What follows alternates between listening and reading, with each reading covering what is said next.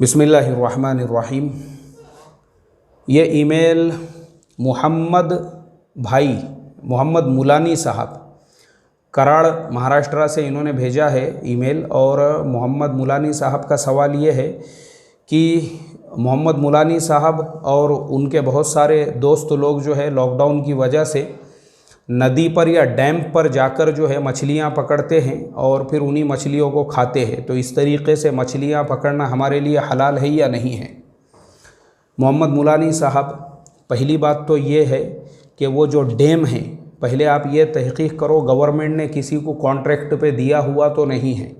अगर वो dam government ने किसी को गुत्ते पर दिया हुआ है, कॉन्ट्रैक्ट पे दिया हुआ है और वो आदमी ने ऑलरेडी लिया हुआ है मछलियाँ, उसके अंदर उसने डाला हुआ है, उसने उसका बीज डाला है उसके अंदर, तो ऐसी सूरत में आपके लिए उस डैम पर मछलियाँ पकड़ना बिल्कुल जायज़ नहीं है, क्योंकि वो किसी और की मिल्कियत है, कोई और मालिक है उसका।